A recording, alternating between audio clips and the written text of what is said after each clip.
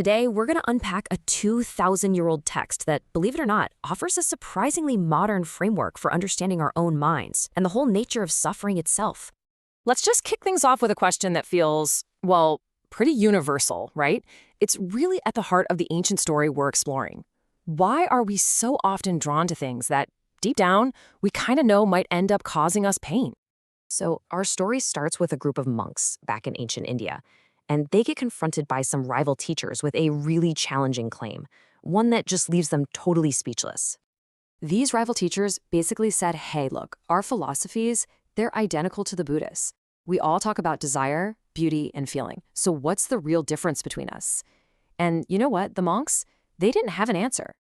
So they're stuck. They don't want to misrepresent their teacher, but they also can't really explain the distinction. So they do the only thing they can. They take their confusion straight to the Buddha.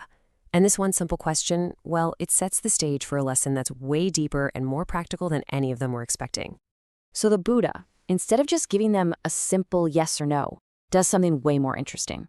He doesn't give them an answer. He gives them a powerful analytical tool, a whole new way of looking at any experience to understand what's really going on. He basically tells them, look, the key is to analyze any experience through 3 distinct lenses. They should have asked those other teachers to break it down. What's the gratification? What's the danger? And what's the escape?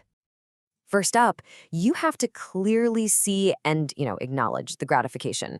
This is the immediate appeal, that sweet taste, the pleasure and happiness that comes from getting what you want.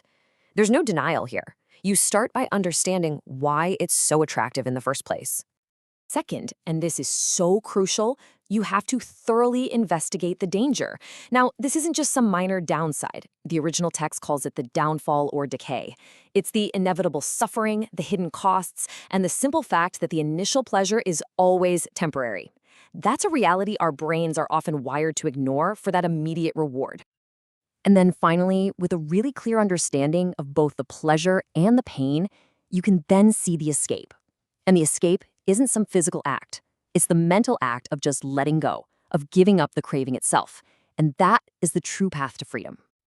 All right, so let's put this framework to the test with the Buddha's first, and probably most relatable example, the powerful, universal force of sensual desire. The gratification part, that's pretty obvious, isn't it? It's the happiness, the joy, the pleasant feelings we get when we see, hear, taste, touch, or smell something we like. It's that immediate reward that keeps us coming back for more. But then the text confronts us with the hidden cost. In the Buddha, he does not hold back. He asks us to look at the massive chain reaction a single, simple desire can set in motion. He paints this incredible, almost cinematic picture. It starts with us, the individual. We work ourselves to the bone, enduring heat and cold just to get stuff.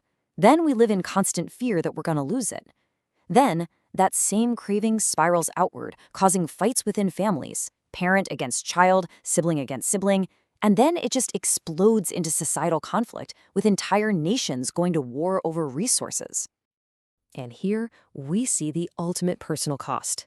That same root desire can lead to crime, theft, even murder, which in turn leads to absolutely terrible punishments.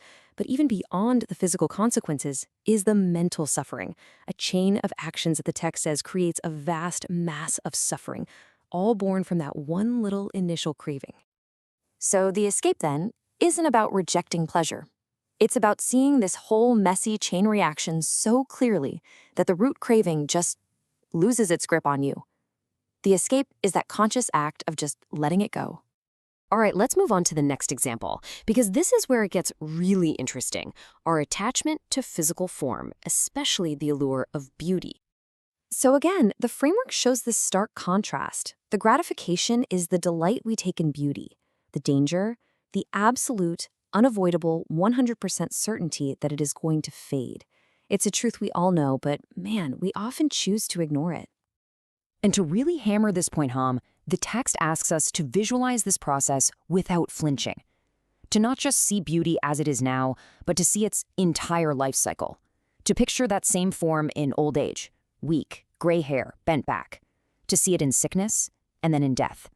The text gets pretty graphic, describing a corpse being eaten by birds and worms, until finally, the bones themselves scatter and turn to dust. It really forces us to confront the whole truth. By seeing this whole unvarnished truth, the beautiful beginning and the inevitable end, we can find the escape. It's freedom from the anxiety and suffering that comes from clinging so tightly to something so fundamentally fleeting. Now, the Buddha then takes this exact same powerful logic and applies it to our feelings and our sensations.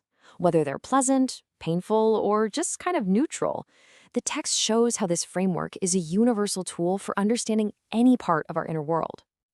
So here's the big takeaway. Wisdom isn't about denying pleasure or becoming numb to the world.